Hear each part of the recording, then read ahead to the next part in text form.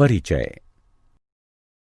जैसा कि हम पहले भी चर्चा कर चुके हैं कि जनन सभी जीवों की वह क्षमता है जिसमें एक जीव लगभग अपने समान गुणों वाले एक छोटे से जीव को जन्म देता है। हाँ, तथा जनन की प्रक्रिया के लिए हमें लैंगिक संपर्क बनाना पड़ता है, किंतु अगर हम बिना किसी सुरक्षा लिए ये करते हैं तो संक्रमित साथी से हमें अनेकों रोग हो जाते हैं। जनसंख्या में तीव्र तेज वृद्धि के कारण हम जनसंख्या विस्फोट का निरीक्षण करते हैं। हाँ, ये सब मृत्यु दर में कमी और जीवन काल में वृद्धि का परिणाम है। तो आओ इस पाठ में हम जनन के बारे में विस्तार से चर्चा करें। उद्देश्य। इस पाठ के अंत में आप निम्न करने में सक्षम हो जाएंगे: जनन स्वास्थ्य के महत्व को समझना, यौन संचारित रोगों को पहचानना, जनसंख्या के नियंत्रण की विधियों को समझना, लिंग अनुपात को समझना, जनसंख्या आकार को पहचानना।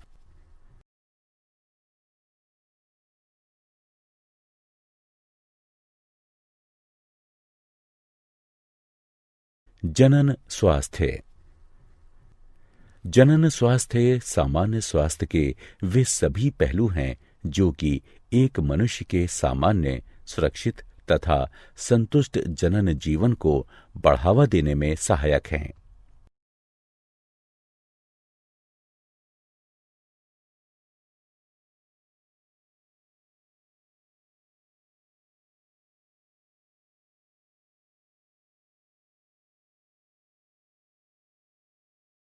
यौन संचारित रोग।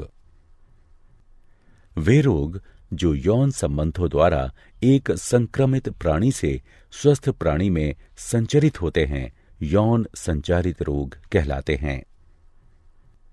ये विभिन्न सूक्ष्म जीवों द्वारा, जो कि योनि, मूत्रमार्ग, गुदा और मुख के गर्म और नमी वाले वातावरण में रहते हैं, इनके द्वारा उत्पन्न होते हैं।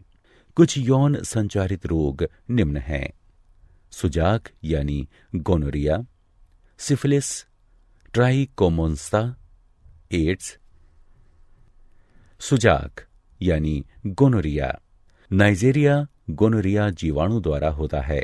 इस रोग का मुख्य लक्षण मूत्रोजनन मार्ग में सूजन तथा जलन है तथा पेशाब करते समय रोगी को अत्यधिक जलन महसूस होती है।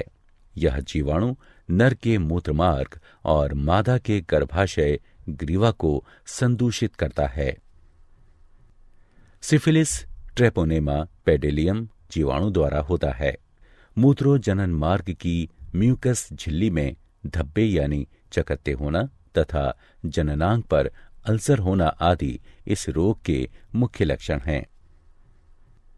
ट्राइकोमोन्स्ता एक प्रोटोजोआ ट्राइकोमोनास वेजिनेलिस द्वारा होता है। मादाओं के मूत्रोजनन मार्ग द्वारा कुछ योनिस्राव इस रोग का मुख्य लक्षण है। एड्स एक विषाणु HIV द्वारा होता है जो कि शरीर की प्रतिरोधक क्षमता को कम कर देता है तथा जिससे शरीर किसी भी रोग से जल्दी ही ग्रसित हो जाता है। एड्स के संचारण के माध्यम यौन संबंध, संदूषित प्राणी के रक्त का रक्ताधान यानी स्थानांतरण, संदूषित सुई का प्रयोग, सरगर्भता यानी गर्भावस्था के दौरान अपरा द्वारा मात्र से शिशु में आना आदि है।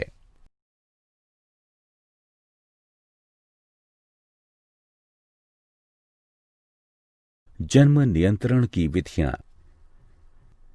सगर्भता गर्भावस्था का नियंत्रण करने के लिए अनेक तकनीकियां विकसित की गई हैं। ये मुख्यतः 3 प्रकार की होती हैं: यांत्रिक अवरोधक विधि, रासायनिक विधि, शल्य क्रियात्मक विधि।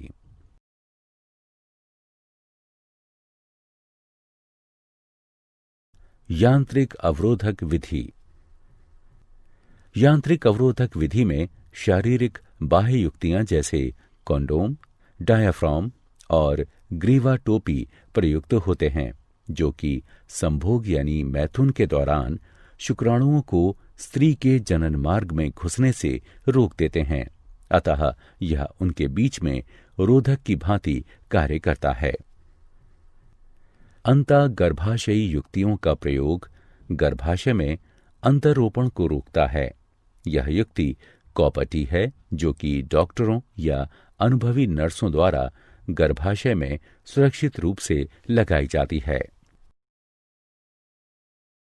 रासायनिक विधि। रासायनिक विधि में स्त्रियों द्वारा विशिष्ट औषधियां प्रयोग की जाती हैं, जो कि 2 प्रकार की होती हैं, मुख वाली गोलियां और योनि वाली गोलियां। मुख वाली गोलियों को मुखीय गर्भ निरोधक भी कहते हैं, जो कि शरीर के हार्मोनों के संतुलन को बदल देती हैं, जिससे कि अंड का त्याग नहीं होता और निषेचन नहीं हो सकता है।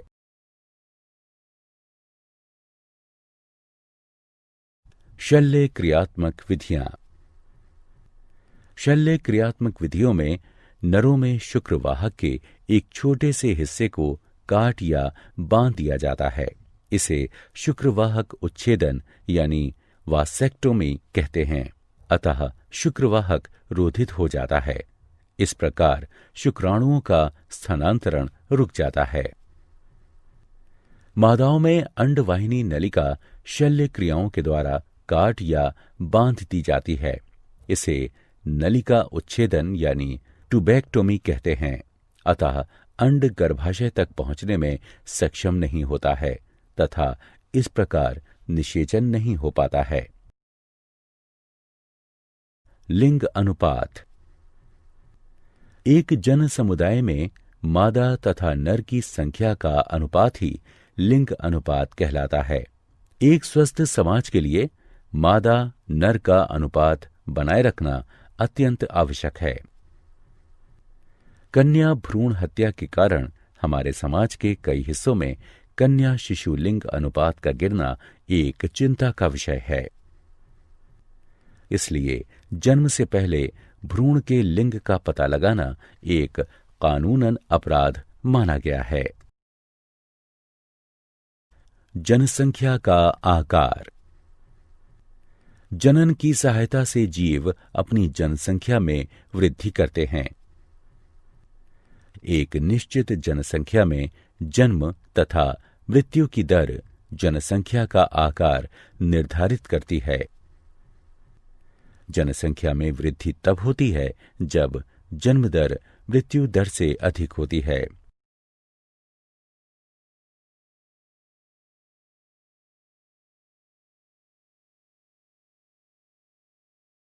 क्या आप जानते हैं, मानव जनसंख्या वृद्धि की चरघातांकी अवस्था 1750 एडी में शुरू हुई थी।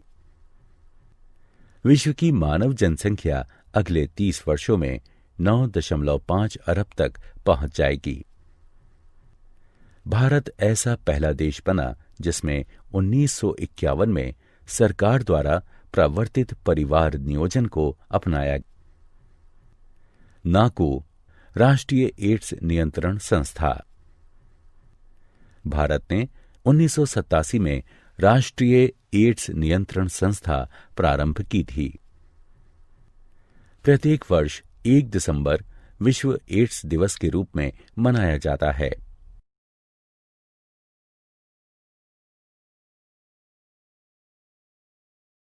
सारांश। आइए हमने जो कुछ सीखा है उसे संक्षेप में दोहराएं। मानव जनसंख्या में तीव्र वृद्धि जनसंख्या विस्फोट कहलाती है। इसका मुख्य कारण मृत्यु दर में तीव्र गिरावट और जीवन दर में तीव्र बढ़ोतरी होना है। जनसंख्या विस्फोट के परिणाम अनुसार कुप्रभाव उत्पन्न होते हैं, इसलिए तत्कालीन जनसंख्या नियंत्रण की आवश्यकता है। जनसंख्या वृद्धि परिवार नियोजन कार्यक्रमों के द्वारा रोकी जा सकती है, जिसके अंतर्गत विभिन्न प्रकार के यांत्रिक, रासायनिक, शल्य क्रियात्मक और प्राकृतिक विधियां आती हैं।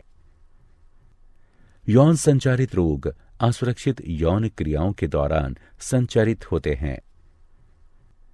एड्स, क्लैमिडिएटा, सुजाक यानी गोनोरिया, सिफिलिस, हेपेटाइटिस बी, जननिक परिसर्प यानी जेनाइटल हर्पीज और ट्राइकोमोनास्ता आदि कुछ सामान्य यौन संचारित रोग हैं।